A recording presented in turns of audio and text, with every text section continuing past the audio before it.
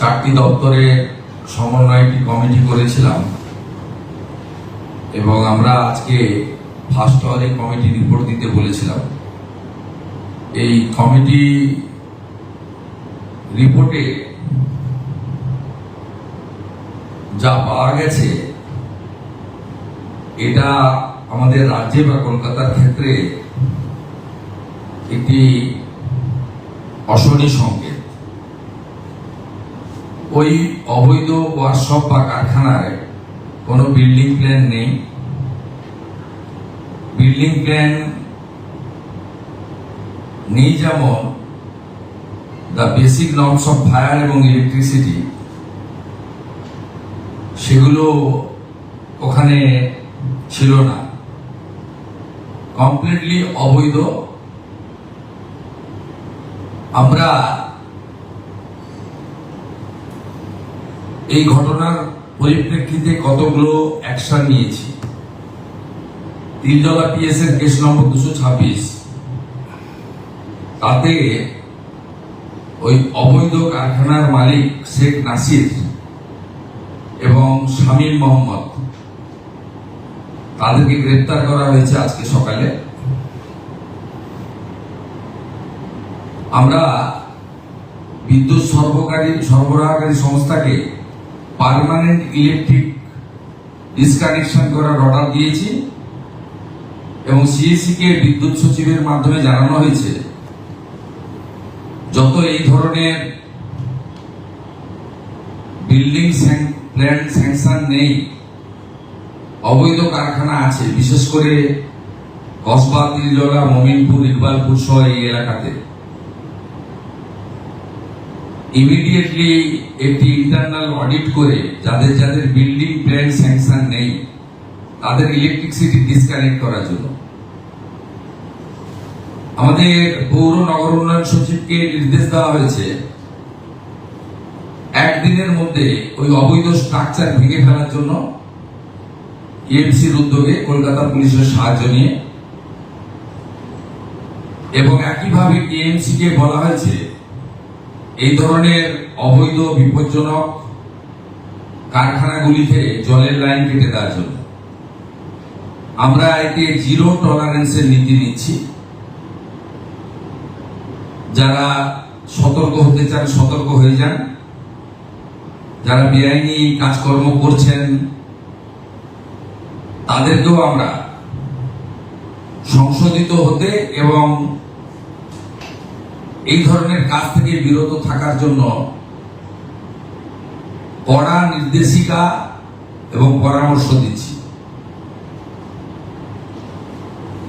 দ্বিতীয়ত,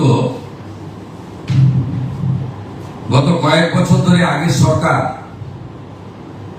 আলু চাষিদের উপরে অত্যাচার করেছেন, আলু ব্যবসায়ীদের উপর অত্যাচার করেছেন। আমরা মুখ্য সচিব, প্রিন্সিপাল সেক্রেটারি পশ্চিমবঙ্গ এটি নোটিফিকেশন করে এগ্রিকালচার যারা প্রোডাকশন করেন includes potato, food grain, well seed, fruits, vegetable, এটা অন্য রাজ্যে পাঠানোর ক্ষেত্রে বিশেষ করে আলু চাষি আলু ব্যবসায়ীদের যে যন্ত্রণা আগের সরকার দিয়েছেন আমরা সেটা আজ থেকে বন্ধ করলাম এবং কোন ইন্টারস্টেট বর্ডারে কোন ল এনফোর্সমেন্ট অথরিটি কোন ফার্মার্স এবং কৃষিজ ফসল বা প্রাণী সম্পদ উৎপাদনকারীদেরকে, ক্ষুদ্র ব্যবসায়ীদেরকে কেউ হয়রানি করতে পারবে না। পুলিশ হতে পারে, এনফোর্সমেন্ট ব্রাঞ্চ হতে পারে এবং অন্যান্য ল এনফোর্সিং অথরিটি হতে পারে। এটা আজকে আমরা প্রিন্সিপাল সেক্রেটারি অর্ডার করলেন, আমাদের তথ্য সংস্কৃতি দপ্তর মিডিয়া গ্রুপে এই অর্ডারের কপি দিয়ে দিচ্ছে। এই সরকার অনেক প্রত্যাশা জাগিয়ে এসেছেন এবং করাপশনের ক্ষেত্রে জিরো টলারেন্সের নীতি বারে বারে নির্বাচন চলাকালীন আমাদের পক্ষ থেকে বলা হয়েছে, এমনকি ভারতীয় জনতা পার্টির সংকল্পপত্র সেক্ষেত্রেও আমরা বলেছি প্রাতিষ্ঠানিক দুর্নীতির ক্ষেত্রে ব্যবস্থা হবে। সেই আপনারা দেখতে পারবেন কয়েকদিনের মধ্যে আমরা আগামী ক্যাবিনেটে হয়তো এই বিষয়ে সিদ্ধান্ত কিছু নেব। শুধু সিদ্ধান্ত নয়, কার্যকর। আমরা যেটা আজকে সই করলাম, সিবিআই 4টি মামলা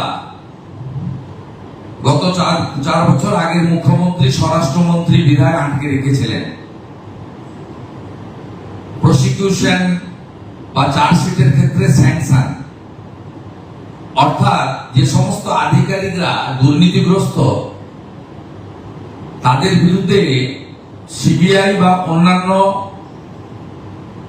কোর্ট নিযুক্ত তদন্তকারী সংস্থা তারা চার্জশিট দিয়ে তাদেরকে পানিশমেন্ট বা প্রসিকিউশন দেওয়ার ক্ষেত্রে স্যাংশন নিতে হয় আইন অনুযায়ী। বিদায়ী সরকার এবং বিদায়ী সরকারের মুখ্যমন্ত্রী তথা স্বরাষ্ট্রমন্ত্রী এই স্যাংশন আটকে রেখেছিলেন দুর্নীতিগ্রস্ত আমলা এবং আধিকারিকদের বাঁচানোর জন্য। আজকে আমরা সিবিআই কে 3টি দপ্তরের আধিকারিকরা যারা করাপশনে যুক্ত ছিলেন তাদের স্যাংশন আমরা দিয়ে দিলাম। অর্ডার বেরিয়ে গেছে, সিবিআই কপি পেয়ে গেছে বা পেয়ে যাবে, একটু আগেই অর্ডার হয়েছে। এটাতে এডুকেশন ডিপার্টমেন্টের টিচার রিক্রুটমেন্ট স্ক্যাম রয়েছে,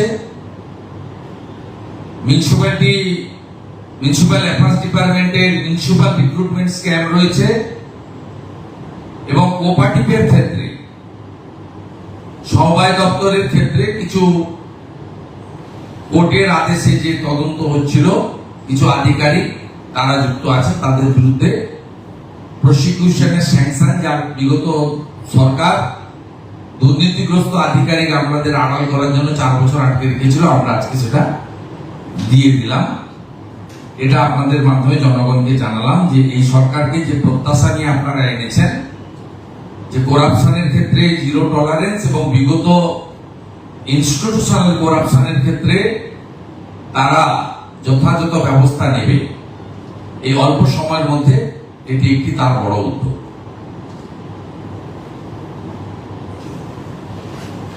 থ্যাংক ইউ।